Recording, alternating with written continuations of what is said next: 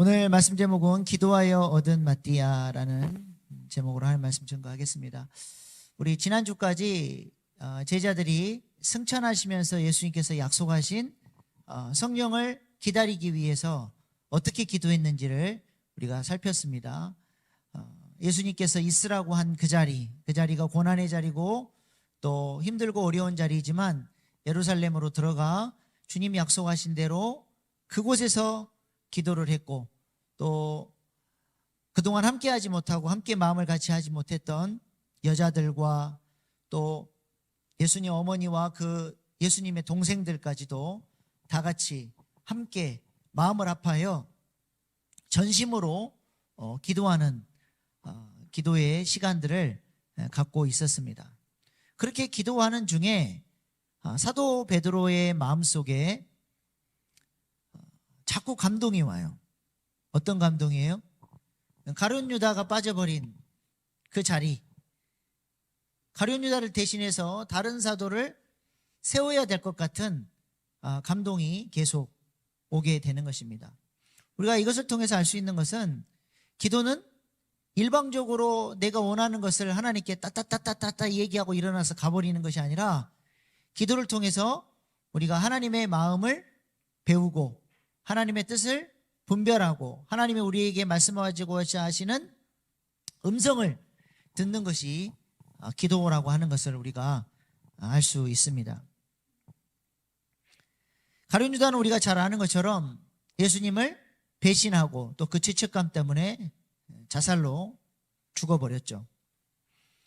그래서 12사도 중에 한 자리가 비었으니 11사도를 통해서 이제 나머지 일들을 감당하고, 또 11사도가 가룟 유다의 목까지 하면서 주의 일을 감당하면 되는데, 하나님은 계속 베드로에게 그 자리를 채울 것을 감동을 주셨습니다.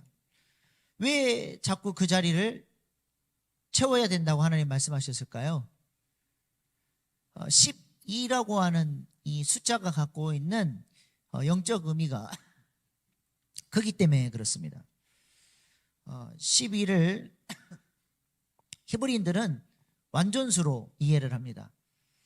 성부, 성자, 성령, 이 세 분 하나님과 또 동서남북 이 땅을 가리키는 4, 그래서 3 곱하기 4 하면 12가 되죠. 성경에는 이 12가 통치의 개념으로 많이 사용이 됩니다. 성부, 성자, 성령이 동서남북 이 땅을 온전히 통치하는 숫자가 바로 12가 되는 것이죠. 구약의 야곱의 아들도 12명이었고, 그래서 이스라엘 백성은 12지파로 구성되어 있죠. 그 나라는 하나님이 통치하시는 신정국가이기 때문에 이 12지파를 통해서 하나님이 통치하시는 나라라고 하는 것을 12라는 숫자를 통해서 보여주고 있는 것입니다. 대제사장의 흉패에도 12개의 보석이 달려 있습니다. 흉패 사진 한번 보여주십시오. 옆으로 3개, 아래로 4개 해서 12지파를 상징하는 보석이 제사장의 가슴에 붙여져 있고, 저 안에는 하나님의 뜻을 묻는 우림과 둠밈이라고 하는 돌이 들어 있습니다. 그래서 제사장이 하나님의 뜻을 물을 때, 이 땅을 통치하시는 왕이신 하나님께 물을 때 저 흉패 예봇을 사용해서 하나님의 뜻을 물었습니다. 그래서 이 12보석이라고 하는 그 12라고 하는 숫자도 하나님이 이 나라의 주인이시라고 하는 것을 상징하는 숫자가 되는 것이죠. 신약 성경에서도 보면 예수님이 제자를 몇 명 선택하셨어요? 12명이죠. 예수님을 따르는 제자가 12명밖에 안 돼서 12명을 세운 게 아닙니다. 예수님 누가복음에 보면 예수님께서 전도여행을 보낼 때 70명의 제자들을 보내셨죠. 또 고린도전서에도 보면 예수님이 부활하시고 500명의 제자들에게 나타나셔서 주님의 부활하심을 보여주셨습니다. 근데 왜 그 중에서 12명만을 제자로 선택하셨을까요? 12가 가지고 있는 하나님의 통치의 개념이 있기 때문에 12명이라고 하는 이 제자를 우리 주님이 선택을 하신 것입니다.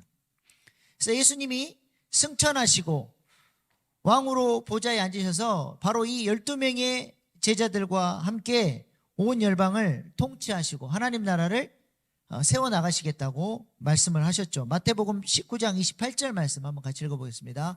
시작.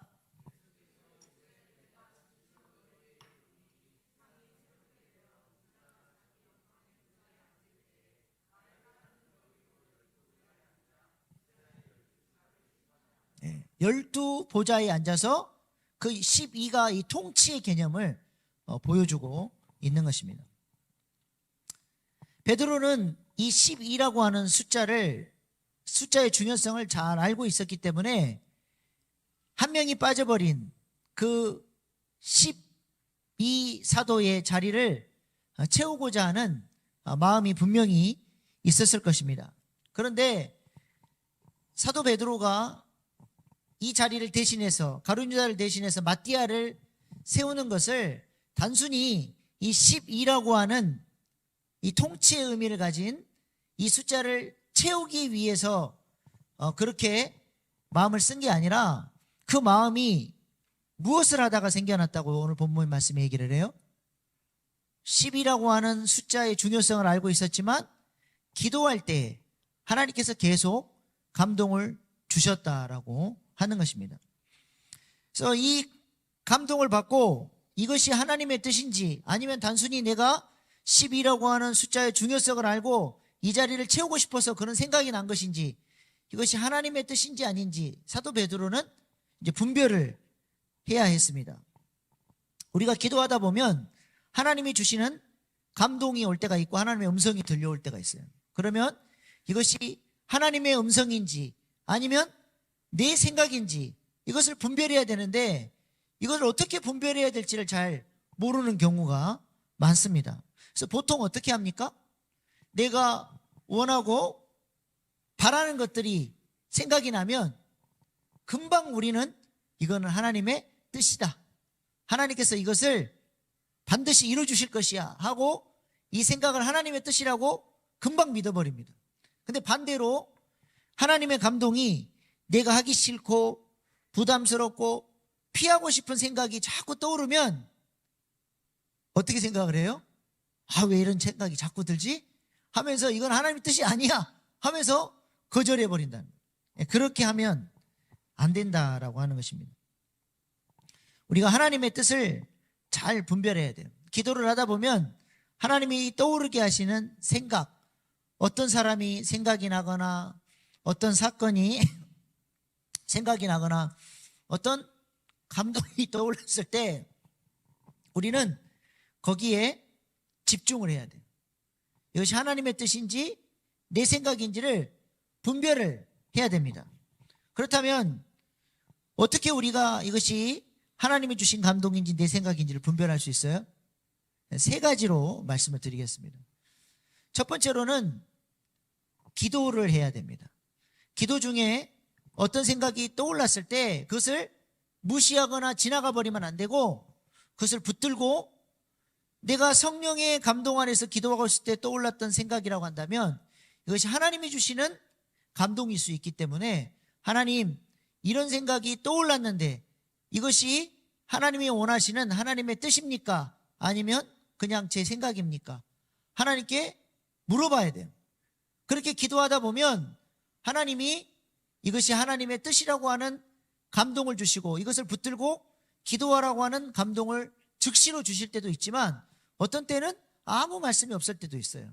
근데 이것이 하나님이 주시는 생각일 때는 그 생각이 내 머릿속을 떠나지 않습니다. 내가 이 문제를 가지고 하나님의 뜻입니까? 전날 밤에 기도하고 잠을 잤는데 아침에 눈을 뜨자마자 그 생각이 또 떠오르는 거예요. 그 사람 생각이 나는 거예요. 하나님이 이것을 놓고 기도하라고 주신 기도 제목이구나. 이것이 하나님의 뜻이구나. 그것을 우리가 분별할 수 있게 되는 것이죠. 근데 그냥 인간적으로 떠오르는 생각인 경우에는 이 생각이 오래가지 않아요. 그냥 잊어져 버리고 없어져 버립니다. 그래서 우리가 하나님이 주신 기도할 때 떠오르게 하신 생각들을 붙잡고 이것이 하나님의 뜻인지 아닌지를 묻고 기도할 때에 이것이 하나님의 뜻인지 아닌지를 우리가 분별할 수 있게 되는 것이죠. 두 번째로는 말씀으로 하나님께서 그것을 증명해 주십니다. 내가 이것이 하나님의 뜻입니까? 기도하고 감동이 왔으면 하나님은 동시에 말씀을 통해서 그것을 확증해 주세요. 내 개인적인 생각이거나 그냥 흘러가는 생각이었을 경우는 그것이 그 생각이 말씀과 연결이 안 되는데, 하나님이 주신 생각이고 하나님이 주신 감동이라면 말씀을 통해서 그것을 확증해 주신다는 것입니다. 베드로가 기도를 통해서 유다의 빈자리를 채워야 되겠다라고 하는 감동을 받았는데, 동시에 하나님은 베드로에게 뭘 주셨어요? 말씀을 통해서 감동을 주셔서 그것이 하나님의 뜻이라고 하는 것을 하나님께서 확증시켜 주신 것이죠. 베드로가 기도만 하면 그 자리를 채워야 되겠다는 생각과 동시에 자꾸 말씀이 떠올라요. 어떤 말씀이 떠올랐습니까? 오늘 본문 20절 말씀 시작.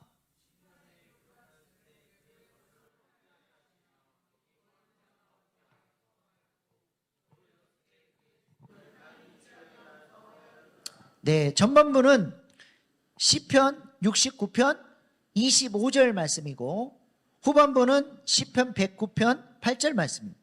우리 시편 69편 25절 말씀부터 보십시다. 시작. 그들의 거처가 황폐하게 하시며 그들의 장막에 사는 자가 없게 하소서. 또 시편 109편 8절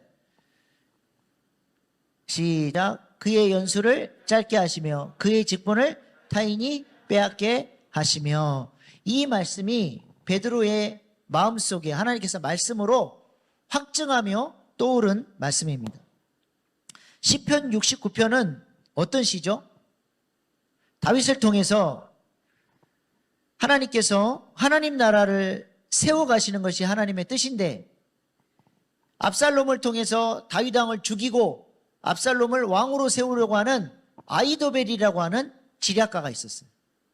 그 아히도벨에 대해서 그가 왕을 대적하고 잘못된 길로 나아갔다라고 하는 그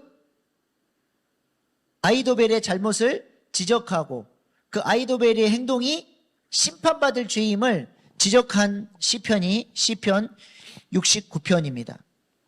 거기 거하는 자가 없게 해달라라고 하는 말은 아히도벨처럼 왕을 대적하고 죽이는 그런 일이 다시는 일어나지 않게 해달라고 하는 그런 것이죠.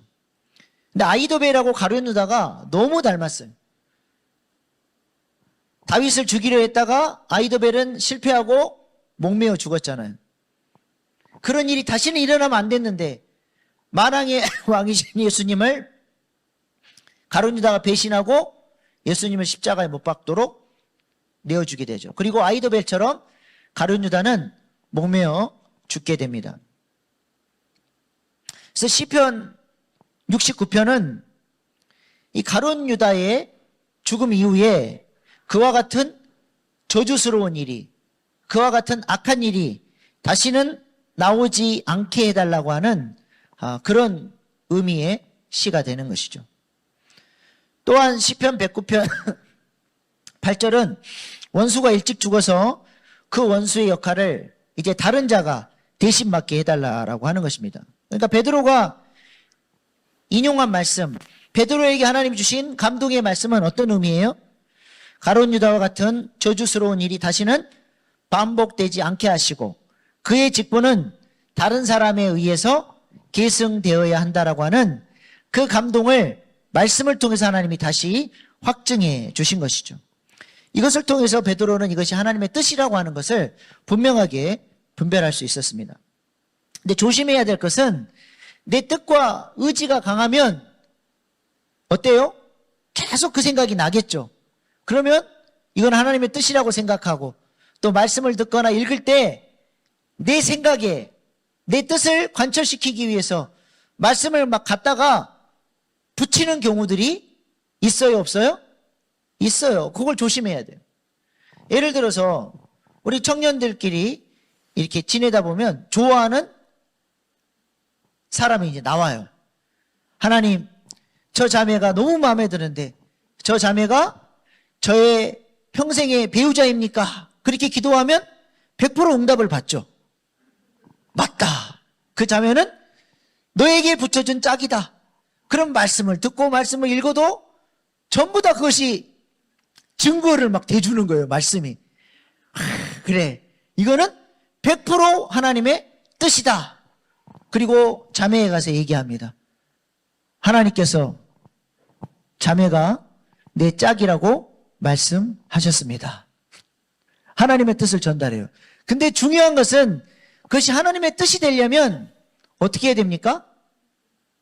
나만 그 감동을 받으면 안 되고 상대방도 그 감동을 동시에 받아야 그것이 하나님의 뜻이 되는 것이지, 나만 일방적으로 감동받았으니 하나님 뜻이니 믿고 따라오라 그러면 돼요? 안 돼요? 안 돼요. 그래서 세 번째가 중요해요. 기도를 통해서 하나님의 뜻을 분별하고 말씀을 통해서 그 기도의 응답을 확증하고, 마지막 세 번째로는 공동체를 통해서 그것이 검증을 받아야 된다라는 것이죠. 그래서 사도 베드로가 오늘 본문 말씀을 보니까 어떻게 해요? 자기가 기도를 통해서 감동을 받고 말씀을 통해서 확증을 받고 난 다음에 그 같이 기도하는 120명의 공동체 안에서 일어나서 하나님이 내게 이런 감동을 주셨고 이것을 기도하게 하셨고 말씀으로 이렇게 확증해 주셨다.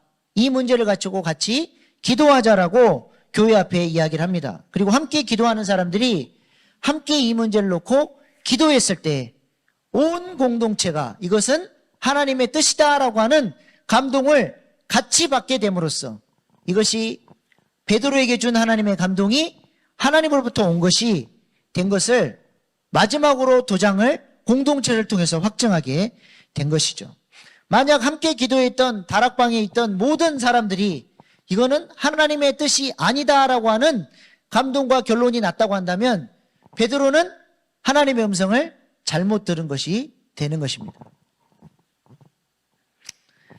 그런데 베드로뿐만 아니라 공동체가 함께 기도함으로써 마띠아를 가룟 유다 대신에 사도로 세우는 것이 하나님의 뜻임을 알게 되고 이 마띠아를 기도함으로써 세우게 된 것이죠. 오늘 본문 23절 24절 말씀 보십시다. 그들이 두 사람을 내세우니 하나는 바사바라고도 하고 별명은 유스도라고 하는 요셉이요 하나는 마띠아라. 그들이 기도하여 이르되, 그 뭐예요? 무사람의 마음을 아시는 주여, 이 두 사람 중에 누가 주님께 택하신 바 되어. 기도를 통해서 하나님의 뜻을 온 공동체가 같이 분별하고 나아갔다라고 하는 것입니다. 이게 중요해요. 그래서 뭐 그런 경우는 없지만 어떤 분이 기도를 하다가 감동을 받았어. 일신교회는 이 사역을 해야 된다라고 강력한 감동을 받고 저에게 찾아와서 이렇게 이야기를 했다고 칩시다. 목사님, 제가 기도했는데 하나님이 일신교회는 이쪽으로 가야 된다라고 말씀하셨습니다. 이야기를 했어요. 근데 제가 듣고 기도해보니까 아니야. 그래서 그대로 안 했어. 그러면 이 사람이 나에게 와서 감히 하나님이 말씀하셨던 이 말씀을 그대로 안 따라? 라고 저한테 항의를 하면 돼요? 안 돼요? 안 되는 거예요. 그것이 하나님의 뜻이면 목사에게도 하나님의 감동을 주시고 당회원 장로님들께도 감동을 주셔서 우리 교회가 이쪽 방향으로 가야 된다라고 확증을 하고 교회가 방향을 결정하게 되는 것이죠. 이렇게 베드로는 기도하는 중에 감동을 받고 기도를 통해서 검증을 받고 말씀으로 확증을 받고 공동체를 통해서 이것이 하나님의 뜻임을 분별함으로써 하나님의 뜻을 이루어가고 그 12사도를 세움으로 그 공동체 가운데 하나님께서 성령을 부어주시고 그들을 통해서 예루살렘과 온 유대와 사마리아와 땅끝까지 이르는 놀라운 공동체로 하나님이 세워주셨다라고 하는 것입니다. 그러므로 기도는 뭐예요? 일방적으로 내 기도 제목만 하나님께 아뢰는 것이 아니라 기도를 통해서 우리는 하나님의 음성을 듣고 하나님의 마음을 배우게 되고 하나님의 뜻을 분별해가는 아주 중요한 통로가 되는 것입니다. 모세가 십계명을 받으러 시내산에 올라갔을 때 이스라엘 백성들이 뭐하고 있었습니까? 금송아지를 가지고 우상숭배했죠. 그래서 모세가 내려와서 보고는 너무 화가 난 거예요. 그래서 하나님이 직접 만들어주신 그 돌판을 있는 대로 집어던져가지고 깨져버려요. 이스라엘 백성들을 향한 분노와 그들을 향한 실망감으로 모세의 마음이 너무 많이 상했습니다. 근데 모세가 이제 이 문제를 가지고 하나님 앞에 나가 기도를 하기 시작했죠. 기도를 하다 보니까 하나님의 마음이 느껴지는 거예요. 기도하기 전에는 그 인간들이 너무 믿고 아론 형도 야속하고 이스라엘 백성들이 우상 숭배했던 일이 너무너무 자신의 마음을 힘들게 했는데 기도를 하다 보니까 하나님의 마음이 전달이 되는 거예요. 그러면서 뭐라고 기도했습니까? 출애굽기 32장 32절 시작.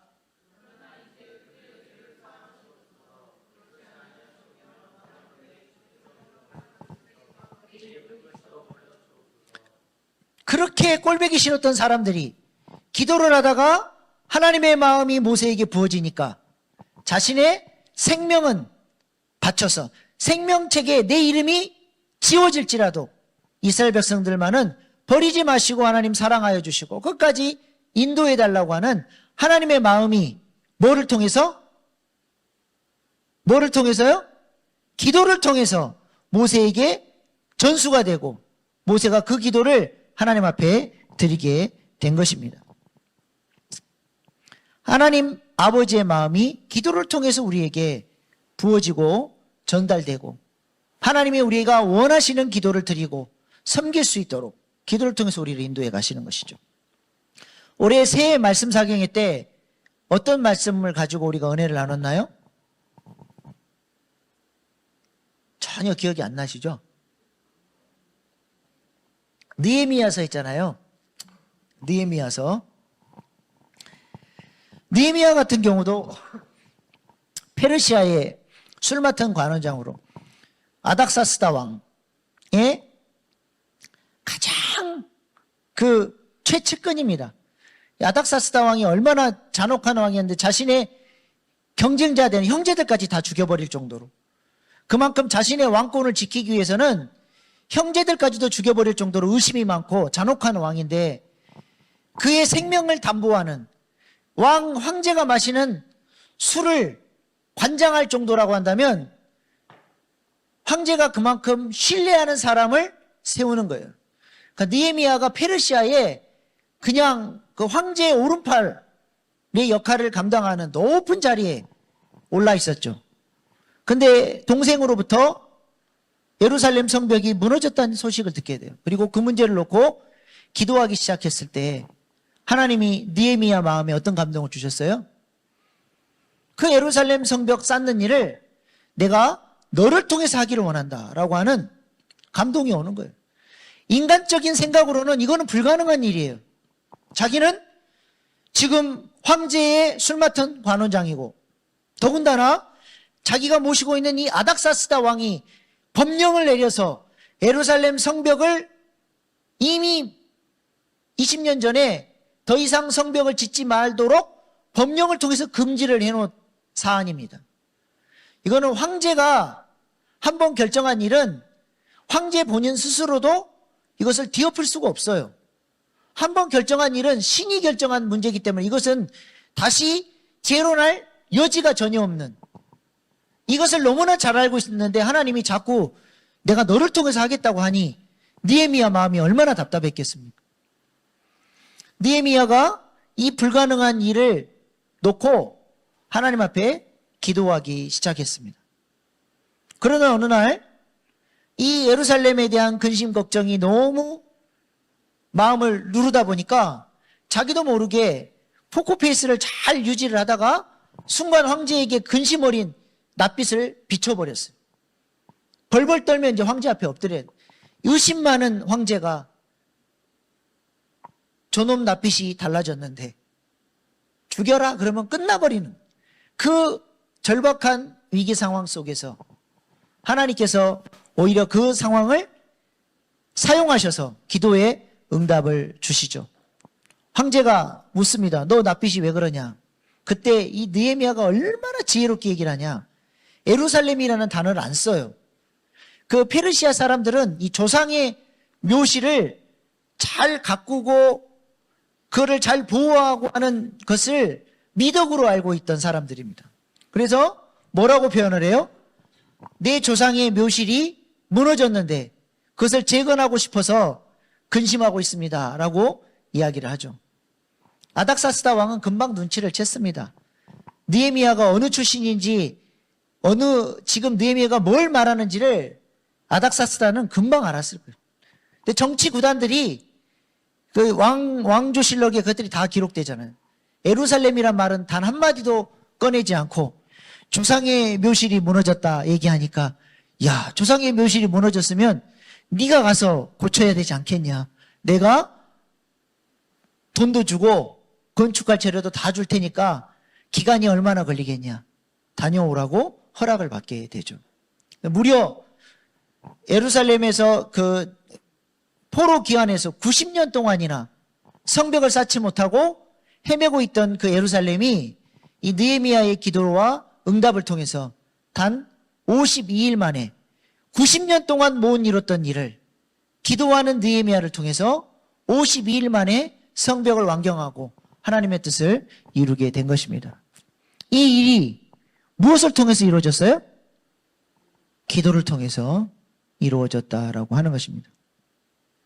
기도는 그러므로 하나님의 뜻을 이루는 능력이 되는 것이죠. 기도하지 않는 사람은 기도의 능력을 절대로 모릅니다. 문제가 터졌는데 이 문제를 놓고 기도하고 있는 사람을 보면 속이 터져 죽으려고 그래요. 아이고 순진한 인간아, 기도한다고 뭐 문제가 해결이 되냐? 그것을 아주 그냥 유치하고 연약하고 순진한 인간으로, 어리석은 인간으로 보는 것이죠. 그러나 기도는 그렇게 어리석어 보이고 순진해 보이지만 그 기도를 통해 하나님의 능력이 기도를 통해서 이루어지고 불가능을 가능케 하는 능력이 기도를 통해서 주어진다라고 하는 것입니다. 하나님은 지금도 소원이 있습니다. 그것이 무엇일까요? 하나님의 마음과 계획을 누군가에게 전달해 주고 싶어요. 하나님은 하나님 혼자서 하나님 나라의 일을 회복하시는 것이 아니라 하나님의 마음을 알고 하나님의 마음이 있는 곳에 마음이 있고 하나님의 눈물이 있는 곳에 하나님의 눈물을 흘릴 수 있는 그런 사람들을 들어 쓰셔서 하나님의 일들을 이루어 가십니다. 근데 그 하나님의 마음, 하나님의 계획, 그것이 누구에게 전수가 될까요? 기도하는 사람에게 하나님의 마음이 전수가 되고 사명이 전달되고 그 사람이 기도를 통해서 하나님으로부터 능력을 받고 하나님이 이루고자 하시는 일을 이루어가는 것이 되는 것입니다. 하나님은 지금도 이렇게 기도하는 사람들을 찾고 계십니다. 우리가 주님이 찾으시는 바로 그 기도하는 한 사람 될 수 있기를 소망합니다. 우리 교회가 기도함으로써 주님이 이 시대에 찾으시는 바로 그 교회로 하나님께 쓰임받을 수 있기를 간절히 소망합니다. 기도하겠습니다.